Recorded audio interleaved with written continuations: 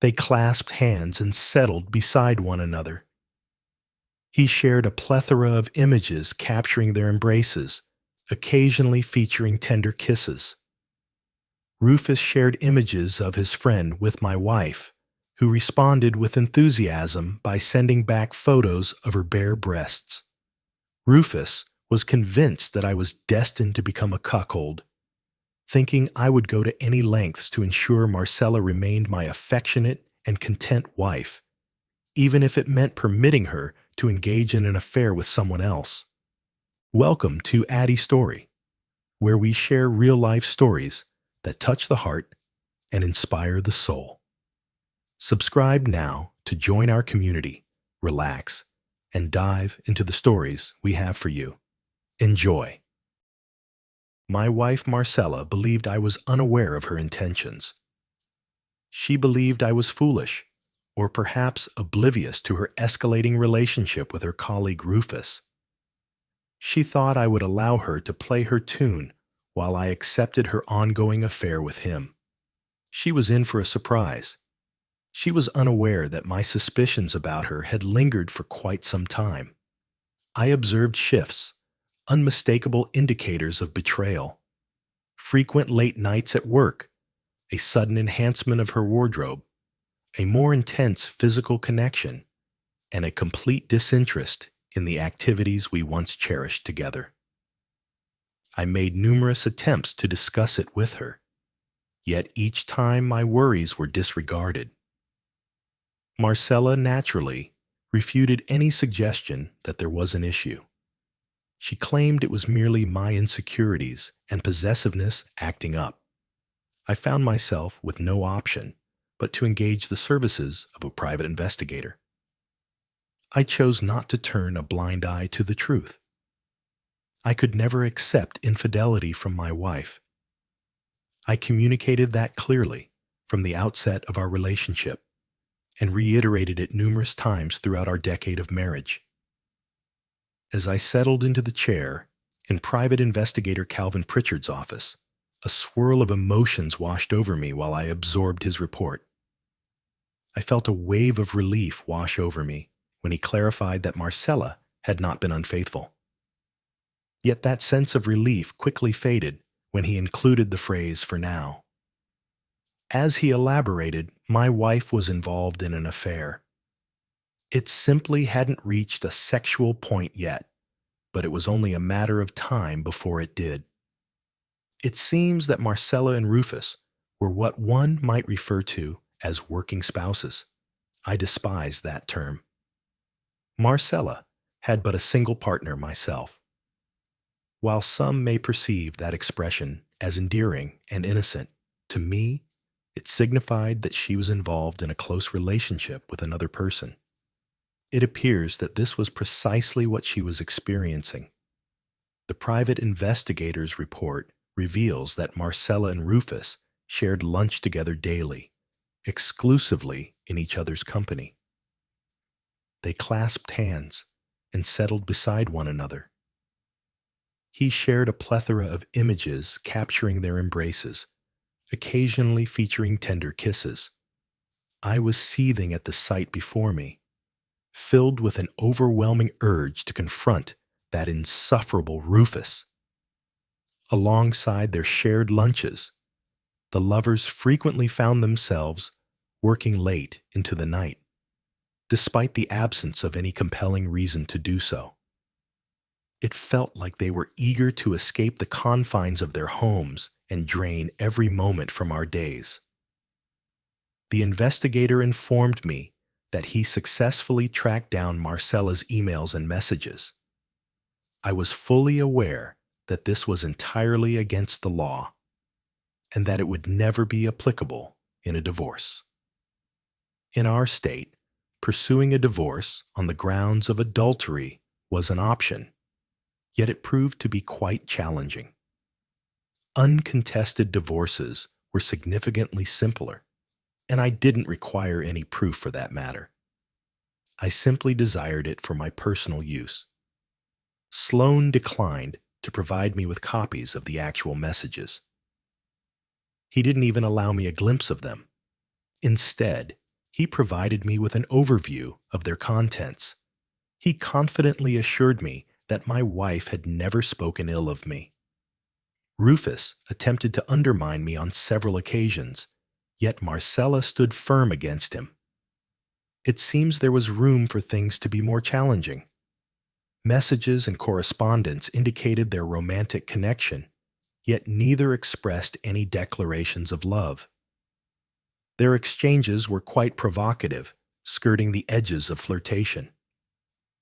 Rufus shared images of his friend with my wife, who responded with enthusiasm by sending back photos of her bare breasts.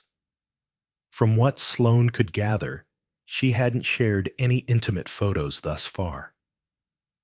While I lingered in his office, contemplating my future moves, Sloane delivered the most devastating news imaginable. Rufus's wife was leaving for 3 days to spend time with her mother. The couple chose to seize the moment and deepen their bond. I was the sole obstacle in their path. They were uncertain about how to share the night together with my presence lingering nearby. Given that I had no plans to leave town, it seemed almost unfeasible. They were contemplating a variety of schemes. One of them informed me that Marcella was embarking on a weekend getaway exclusively for girls. She feared that I might engage with one of her friends and uncover the reality. She preferred to keep it to herself, deciding against bringing anyone else into the fold, and so the idea was abandoned. Then they considered compelling me to depart from the town. I chuckled wryly, recalling how Marcella had proposed that I plan a golf outing with my friends. I had no interest, which eliminated that option too. At last, they devised a fresh yet straightforward method: transparency. Rufus was convinced that I was destined to become a cuckold, thinking I would go to any lengths to ensure Marcella remained my affectionate and content wife, even if it meant permitting her to engage in an affair with someone else. In some way, he convinced Marcella that by being intimate with him, she would enhance our sexual connection and strengthen our relationship. He persuaded her that all she needed to do was share her intentions regarding Rufus, and I would relent and allow her to proceed. Clearly, the jerk had no idea who I was. But what astonished me the most was that Marcella actually fell for his nonsense. She ought to have realized that I would never accept this. If she fails to understand that, then her mental state may be questionable. Sloane informed me that was everything available, so I accepted what he provided and returned home. I requested that he continue to observe Marcella's messages and inform me of any developments. On Friday, Sloane reached out to inform me that Marcella would be meeting with me the following Monday after work. She was about to share that she had plans for a date with Rufus on Friday night. The evening would commence with a delightful dinner and lively dancing, culminating in the couple enjoying a cozy night in a hotel room. She would consider returning to my house on Saturday, or perhaps Sunday, based on the extent of their intimacy. Marcella and Rufus practiced her whole speech, persuading themselves that I would agree to her requests. They understood that my initial reaction would likely be one of distress, perhaps even fury. Yet Marcella was about to convince me that this was merely an isolated incident, despite their shared awareness that it was far from the truth. She attempted to convey that engaging in intimacy with me later would be a form of reward for my comprehension. Given that Marcella and I hadn't been intimate in months, she presumed that I would be thrilled to accept what Rufus had left behind and would readily comply with her desires. It's quite thoughtful of them to consider what I require. With just 2 days at my disposal, I had to ready myself for the impending confrontation. Marcella and Rufus playfully referred to it as an intervention. I refused to let it unfold as she imagined. I resolved to transform their interference into my own exclusion. I dedicated the weekend to exploring various scenarios, seeking to understand my options and how I might mend my marriage. Initially, I needed to determine whether I wanted to repair it. I found myself uncertain of my knowledge. As I reflected on my feelings for Marcella, my course of action developed naturally. I chose to confront the situation head-on and bring it to a definitive close. In the early days of our marriage, Marcella and I appeared to be utterly content. We devoted our time to one another, exchanging every moment and memory we had encountered in our lives. She was my closest companion and my greatest love. Inexplicably, everything appeared to vanish. Perhaps that's simply how it goes. All things come to an end. It seems my perspective on marriage may have been somewhat traditional and romanticized. I envisioned us as a united front, navigating the journey of life hand in hand, confronting the challenges and hardships that would come our way. Marcella and I had previously entered into marriage, but it did not end well. If that union also fell apart, perhaps the issue lay beyond us. Perhaps it was the very concept of marriage.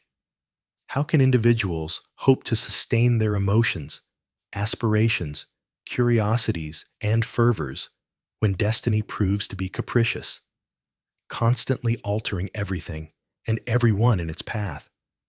In an era dominated by quick sound bites, a rapid culture, social media, and the craving for instant satisfaction, one might argue that marriage, much like dinosaurs and CDs, has become a relic of the past. I considered that if Marcella wishes to be with Rufus, perhaps I should simply allow it. Then I stirred from my slumber and regained my awareness. There's absolutely no chance I'm going to allow her to take credit for my work. I might not desire her any longer. But there's no way I'm going to allow Rufus to gain the advantage over me by asserting his claim to my wife. Forget it. As I prepared myself for a confrontation, my wife reached out to me shortly after lunch on Monday. "Hey, Marcella," I started. "Is everything all right? You don't reach out to me at work like you used to. I trust all is well." "Greetings, darling," she responded. "Darling, is that so? Did she direct that term at Rufus as well?" "It's not a major issue. I wanted to confirm that you'll be home on time this evening. I must discuss something of great significance with you, so your presence is essential." Well, I responded and included more details. "Absolutely. That's great to hear. I also have some significant news to share with you. I need to be back home around 5:15. Is that acceptable?" She took her time before responding. Her inquiry was solely aimed at gathering information. "Exciting news. What sort?" she inquired. "I'll share my thoughts later," I replied, choosing to conclude the discussion for now. I'm currently immersed in my monthly report. I must complete this task promptly to ensure I can depart as scheduled. I look forward to seeing you at home. I ended the call and made my way down the corridor to inform my boss that I would be taking the remainder of the day off. He was indifferent, and that was a positive thing. I had several preparations to make for the band. As I sat at the kitchen table, the sound of the garage door opening at 5:27 caught my attention. I felt a mix of anxiety and intense frustration. I endeavored to maintain a facade of tranquility, even as a tempest of emotion swirled within me. An open bottle of Sauvignon Blanc sat on ice, accompanied by 2 glasses, perfectly poised for enjoyment. 2 minutes later, the door swung open, and Marcella entered, tossing her keys and purse onto the table with a casual flair. I felt relieved that she had come alone, without Rufus. That would have made things more intricate. A smile graced my lips. "Hello, darling," I said, echoing the endearing term she'd employed throughout the day. "Greetings, and welcome back. Would you like a moment to gather your thoughts before our conversation? Or would you prefer to cut to the chase?" She was surprised by my sudden eagerness to engage in conversation. It seems she believed we would address it in due time and wasn't prepared for it to come up so quickly. I refused to allow her to gain the advantage. I aimed to maintain an air of mystery and ensure she was caught off guard. She meticulously organized every aspect of her plans and words, leaving me no choice but to be as disruptive as I could. "I didn't expect you to sit here and wait, but I believe that the sooner we begin, the sooner we can move on with our evening," Marcella remarked as she approached and took a seat across from me. "If it's all right with you, I'd like to share my news first. Would you be so kind?" I inquired with a sense of urgency. "No," she replied, her voice tinged with uncertainty. "Everything is fine. Would you care for a glass of wine?" I inquired. I chose not to wait for her response. I filled 2 glasses and set one down in front of her. "Absolutely, that sounds wonderful," she remarked with a sigh, raising the glass and taking a generous sip. I topped off her glass the moment she placed it down. "This is a thought that has occupied my mind quite a bit," I started. "I'll get straight to the point. There's no reason to prolong this any further." I halted, intentionally seeking to build suspense. It was successful. Marcella advanced and fixed her gaze upon me. "What seems to be the issue?" she inquired.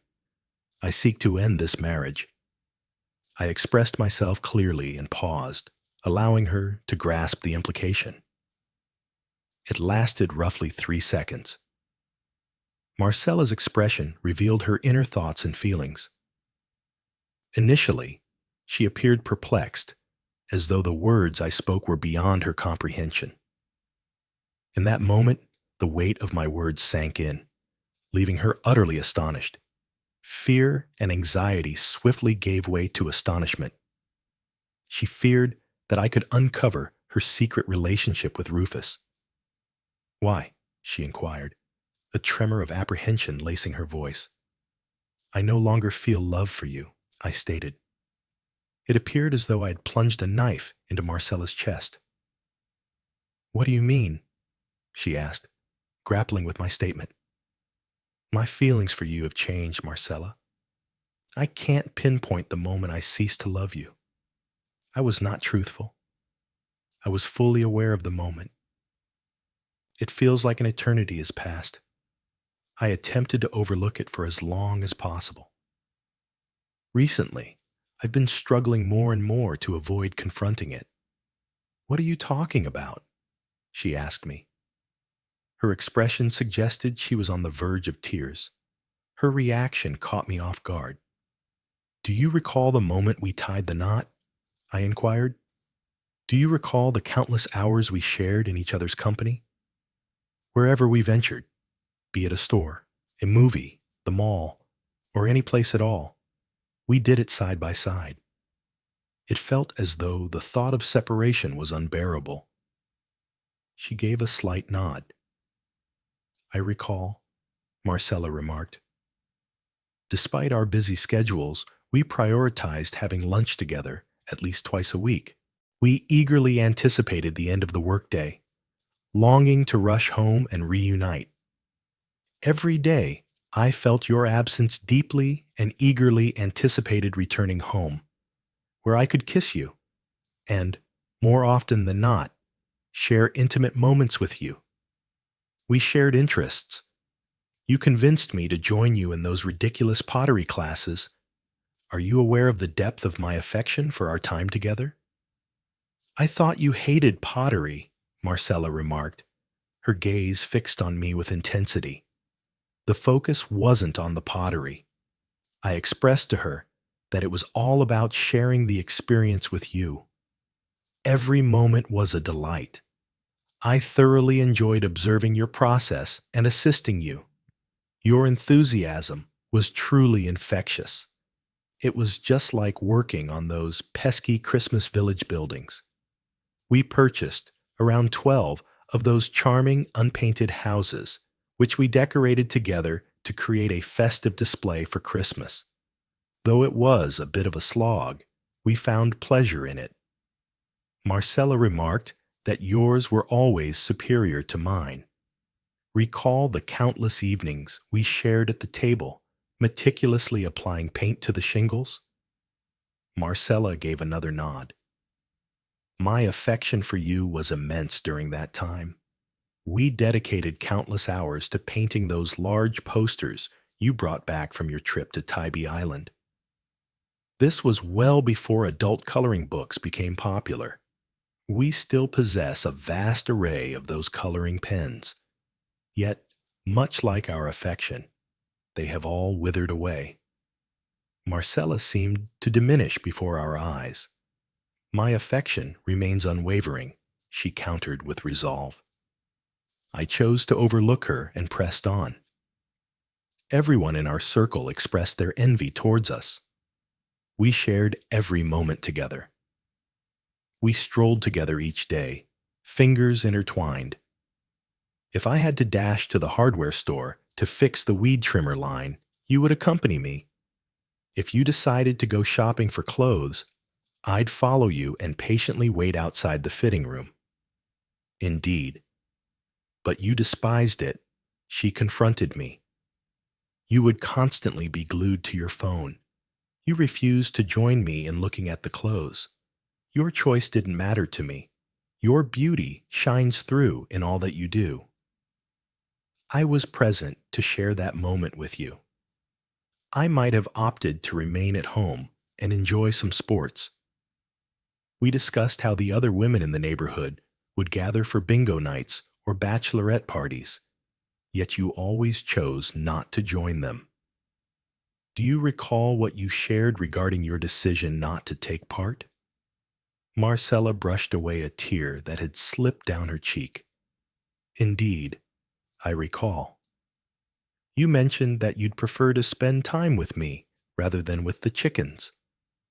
Countless evenings were spent snuggled beneath the blankets, enjoying the film You're Getting Mail. I absolutely adore that film, Marcella remarked, her voice trembling as she fought back tears. We must have seen it at least 100 times, I remarked, pouring more into her glass. Marcella exclaimed, I still want to watch it with you. I really hope to avoid divorce. I envisioned us growing old, side by side, exploring cooking classes, mastering the art of ballroom dancing, or simply lounging in bed with our favorite books, anything as long as we were together. However, there is a distance between us, Marcella. I can't pinpoint the moment it began, I confessed, gazing deeply into my wife's eyes. We transitioned from dining out 2 or 3 times a week to enjoying meals out on a weekly basis. Marcella deserves the recognition for that. She once mentioned that she frequently lacked the time to enjoy lunch outside of the office. That was untrue. She continued to dine al fresco, but this time she opted to share the experience with another companion. And then, before I realized it, our shared lunches came to an end completely. I began to share lunch with my colleagues. As time passed, I discovered a growing fondness for their presence, maybe even an excessive one. I may have overstated things, but I made an effort to avoid placing any blame on Marcella. I aimed to avoid provoking her and triggering a defensive reaction. This dialogue has the potential to deteriorate rapidly or escalate into a reprimand. That wasn't my intention, at least not at this moment. Eventually, returning home early to enjoy each other's company lost its significance. We toiled into the night. Upon our return home, we frequently found ourselves feeling remote or preoccupied. "Why didn't you ever mention this?" Marcella inquired.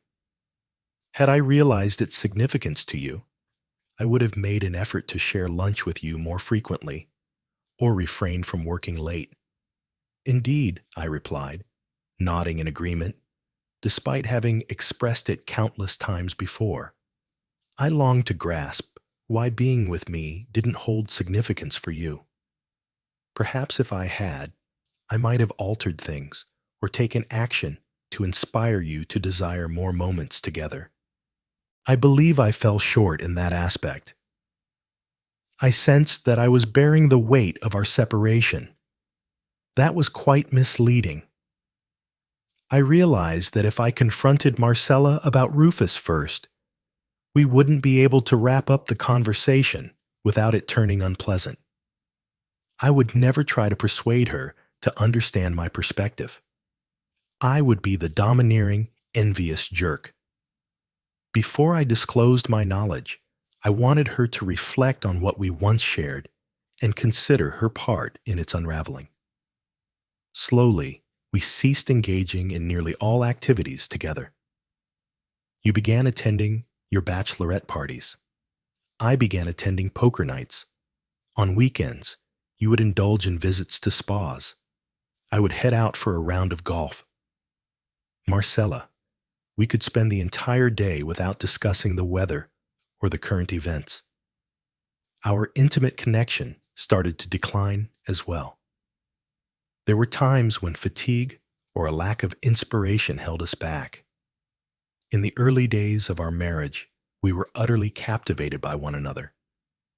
We engaged in intimate moments 4 or 5 days a week, frequently multiple times each day. I would caress you as you prepared the meal, and we would forego dinner to indulge in each other throughout the night. We frequently visited the hot tub, enjoying ourselves endlessly. It has been more than a year since we last enjoyed a hot tub experience. I was under the impression that you had lost interest in sex, Marcella countered. I'm completely baffled by how she came up with that notion. It seems she was attempting to rationalize her actions by placing the blame on me.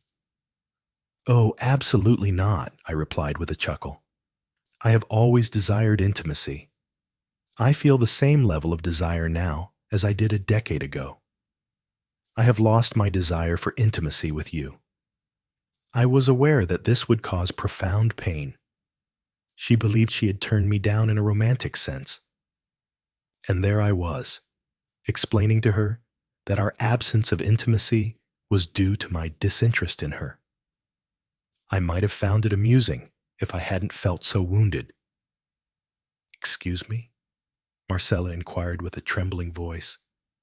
It seems she was caught off guard by my response. "You didn't feel inclined to be intimate with me?" "I found myself completely disinterested," I remarked, my mind wandering elsewhere. "You were unresponsive, simply remaining still. You always shied away from anything thrilling or even slightly mischievous. It appeared to me that you were eager to finish this so you could return to something more engaging, like knitting. Throughout it all, I still craved those weekend escapades of passion like I once had. Honestly, you didn't even seem interested in me giving you pleasure. Being intimate with you lacked excitement, Marcella. You may not have noticed, but in recent instances, I pretended just to bring it to a close." Marcella protested. "You didn't. You enter my space. No, do you not recall? You urged me to use condoms during sex, despite being on birth control. You mentioned it would be simpler to tidy up like that, since my semen wouldn't linger for hours. I mentioned my dislike for using condoms, yet you pressed on. You never paid attention to condoms, making it simple to pretend. I simply hummed, rolled off, and discarded the used condom. "What did you say?" she shouted. She appeared utterly embarrassed at the thought that I might not be finding pleasure in our intimacy. Excellent. My strategy succeeded. "Apologies, Marcella," I remarked, pushing the blade further in. "It was my fault, not yours." She gazed at me for a brief moment. Her tears had vanished, her cheeks aglow. I couldn't quite determine whether it stemmed from anger, frustration, or embarrassment. I replenished her vacant glass. She grasped it and savored a generous sip. It was inevitable, I went on, that we would begin seeking out others with whom we wished to share our time. I wasn't referring to myself, but she was unaware of that. "Are you being unfaithful to me?" she abruptly inquired with irritation. "Do you have feelings for someone else?" "Marcella, you understand my stance on betrayal in relationships. I promised you something special when we exchanged our vows, and I hold that promise with great sincerity. I understand that your first husband was unfaithful, much like my first wife, who had an affair with a colleague without my knowledge. I would never treat you that way, just as I trust you would never lower yourself to try to promote my achievements. What makes you believe I would act in that way?" She expressed her regret, offering an apology. "I completely agree. I understand you wouldn't take that action." Her eyes darted away, a shadow of guilt crossing her face. Her hands trembled. I suggested we hold off on being intimate until after the divorce, subtly indicating that someone new had caught my eye. This leads me to share my exciting announcement. I have met with my attorney and completed the necessary documents. Service is scheduled for Friday. "Excuse me, could you clarify that?" she inquired, her desperation growing. "I informed you that divorce papers would be delivered on Friday," I said, suppressing a grin. "It's for the greater good. This approach allows us both to reclaim our independence and pursue our desires. We can acknowledge that the past decade has not been fruitful and proceed forward. For me, they were not a waste of time." "Let's go, Marcella," I urged. "I believe you desire this just as intensely as I do. Honestly, let's face it. It seems you haven't desired my company for quite some time now. Our wedding was an error. I'm not the right choice for you." "Absolutely not," she countered. "I wish to avoid a divorce. A divorce cannot be obtained solely based on personal desire. I have no desire to end our marriage. I desire to spend eternity with you as your partner. I cherish you deeply. I regret to inform you, Marcella, that my feelings for you have changed. This state allows for a no-fault divorce, meaning we can simply divide all assets equally, 50-50. It's conceivable to secure over half of the assets, but that would only occur if one of us were to betray trust, and we could definitively establish infidelity. However, none of us would resort to cheating, and it's improbable that we will before Friday, correct? Thus, we can achieve a fresh start. I would appreciate it if you could accompany me to the bank tomorrow so we can fairly distribute the funds from all our accounts. We need to establish new accounts, acquire new credit cards, and update all the utility bills. It seems we will need to put the house on the market. A realtor is scheduled to come on Wednesday to list it for sale." "Hold on, you're rushing too much," Marcella shouted. "I don't know what to do," she pleaded once more, her voice trembling with desperation. "No need to fret.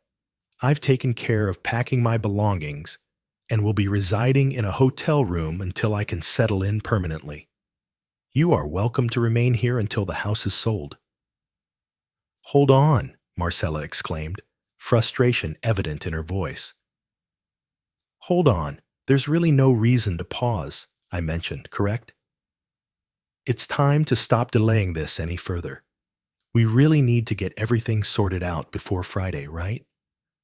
Why, what's so incredibly significant about Friday? She inquired with a sense of urgency. So, Friday is the day you have a date with your boyfriend Rufus, correct? Isn't that the day you both intend to enjoy a night at a hotel and indulge in each other's company until dawn? Marcella stood still. Her eyes appeared ready to burst from their sockets. Her mouth hung agape, reminiscent of a fish gasping for breath. She attempted to speak, but only a hiss escaped her throat. Did I get the day wrong?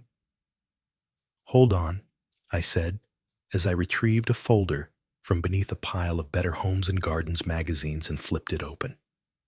I retrieved a page from the private investigator summary report and placed it between us, presenting it to Marcella. I indicated the section regarding her intentions to be with Rufus on Friday night. Actually, I believe I'm correct. It appears that you and Rufus have secured reservations at the Waxahachie, Texas for Friday night. She began to speak, but I interrupted her.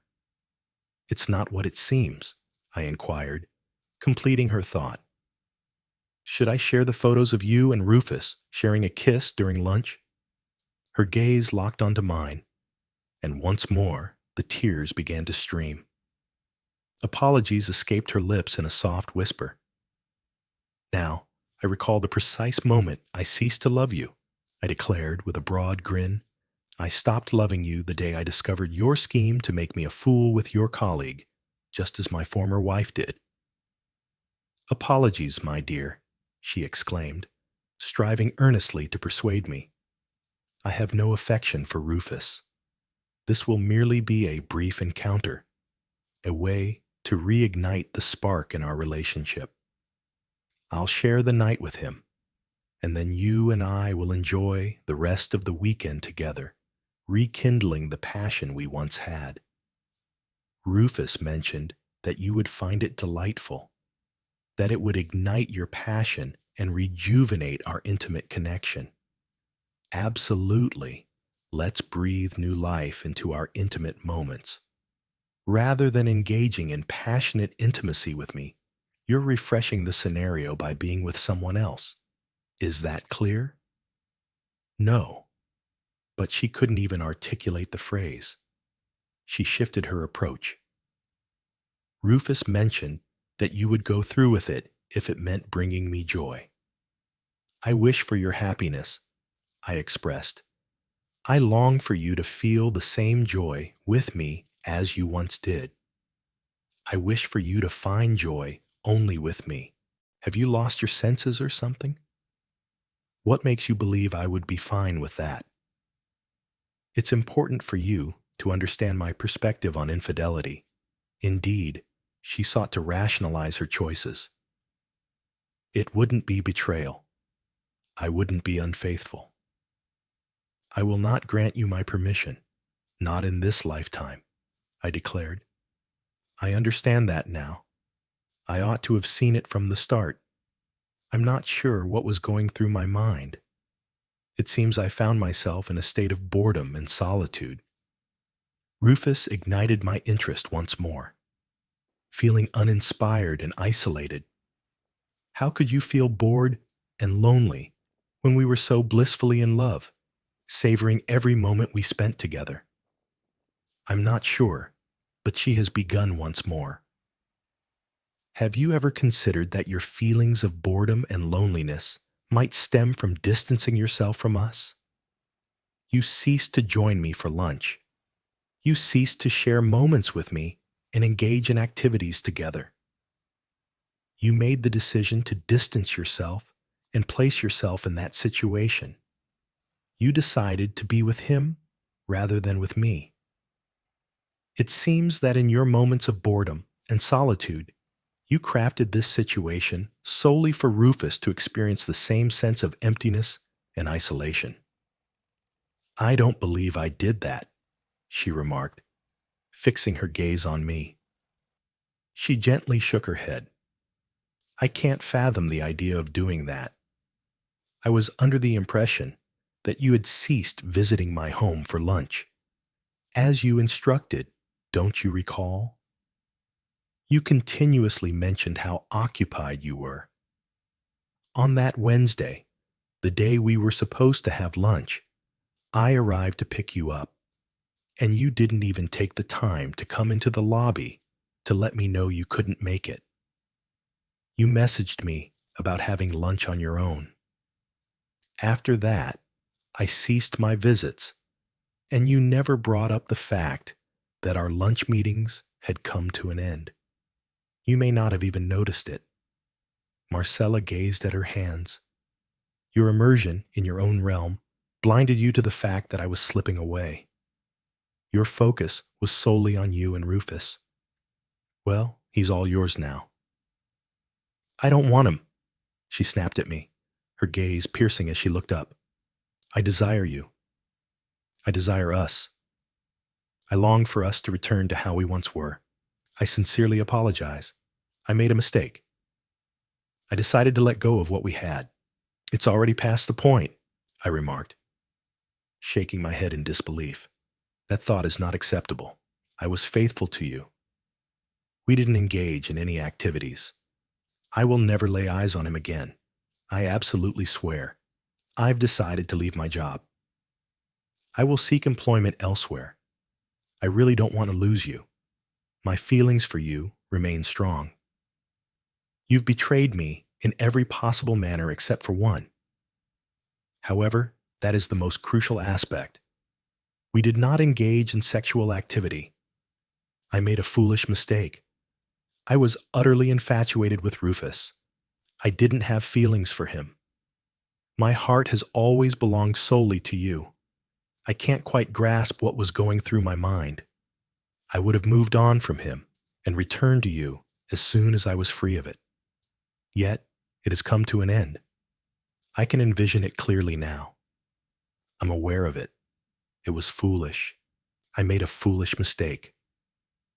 Rufus holds no significance for me. Oh, darling, I beg you, don't go. It's more complicated than that, Marcella. What prevents it from being? I made a mistake. I accomplished it. Yet you intervened just in time, preventing me from crossing the line. You definitely crossed a line, and I didn't agree with that. Only intimacy would have finalized the agreement. I didn't take any action. We were merely friends, she declared. I insisted that you ought to have been closer to me than to anyone else. I have many close friends who are women.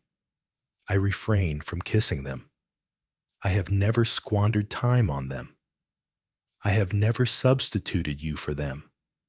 I have no intention of being intimate with them and expecting you to be okay with it. Marcella buried her face in her arms, tears streaming down her cheeks. I will always cherish you and appreciate your presence. I promise it. Could we possibly consider this as a significant error? Will you find it in your heart to forgive me and allow me another opportunity? This isn't some game where you can escape consequences with a lucky break, I told her. You didn't merely err significantly. You abandoned our love and entrusted your heart to someone else. No, he never possessed my heart. My heart has always belonged to you. Yet you chose to offer him your body. However, I didn't proceed because you halted me. Why don't you care enough to stand up for us? Am I truly of such little significance to you? You are my entire world. I would stand up to anyone for you. I would sacrifice everything for you. I wouldn't lift a finger to help you, even in the direst of circumstances.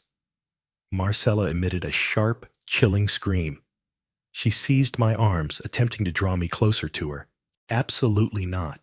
You mustn't entertain such thoughts. I sincerely apologize. I sincerely apologize. You must trust me. I believe you feel regret, I remarked. It reveals that you're not entirely self-absorbed or devoid of compassion. Could you possibly grant me another opportunity? I implore you, please. I beg you, stay with me. I won't be going anywhere, Marcella. This was accomplished solely by your efforts. I genuinely think you feel remorse. Perhaps one day I will find it in my heart to forgive you. Yet that does not alter the reality of the situation. My feelings for you have changed. It's finished, but there's no need for concern. Rufus is always there to provide you with comfort. Rufus is married, she uttered amidst her tears. He was only interested in a physical encounter with me. He was not interested in pursuing a relationship. A smile spread across my face. Perhaps he will reconsider now. I'm certain his wife had some words for him when he returned home today. We share the same divorce attorney. Marcella's jaw fell open once more. I slid a folder across the table toward her. The complete investigator's report is available, accompanied by photographs of you and Rufus. His spouse possesses a version. Included is all the information from my attorney regarding the divorce and our proposed division of the property. I recommend that you read the entire piece. No, darling, please, she implored. Please refrain from doing that. If you'd like to join me at the bank tomorrow, just give me a call and let me know. I rose from the table and exited the house, turning a deaf ear to the sound of my wife's tears. Epilogue. Marcella found herself grappling with the challenges of the divorce. I sought to avoid a lengthy and costly legal dispute. When the judge proposed that I consult a marriage counselor, I found myself in agreement. The counseling exceeded my expectations. Marcella and I connected deeply with our emotions. We shared our thoughts on all matters, candidly and without criticism. She came to realize the reasons behind her susceptibility to Rufus's advances, nearly jeopardizing both me and our marriage. I managed to articulate my suffering and the embarrassment she had inflicted upon me. The counselor felt a sense of pride in the strides we had made. Following a handful of sessions, I made my way back to the house. We experienced passionate intimacy multiple times. Marcella was incredibly open to exploring any desires I had in our intimate moments.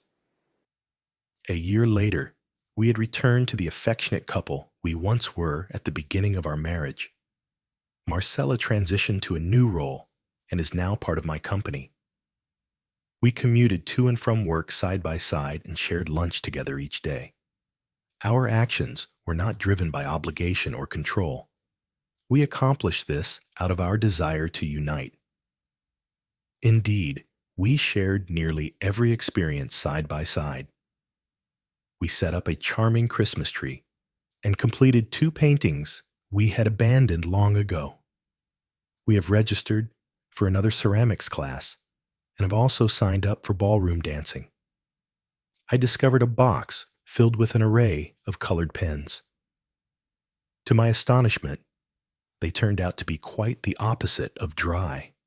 One evening, as we nestled beneath a cozy blanket, savoring popcorn and enjoying You've Got Mail, Marcella leaned in, kissed me softly, and said, "Honey, there's something important we need to discuss." I witnessed tears welling up in her eyes. A rush of adrenaline surged through me, and a wave of anxiety washed over me. Before I could respond, Marcella went on, "You're going to be a daddy." I smiled and gently wiped the tears from her cheek, saying in my best Tom Hanks voice, "Don't cry, Sellers, it's all good." I'm completely captivated by joyful conclusions. Thanks for watching this story on Addy Story. If you enjoyed it, don't forget to like, share, and hit that subscribe button so you never miss a new tale. Stay tuned for more, and until next time, Take care and keep living your own amazing stories.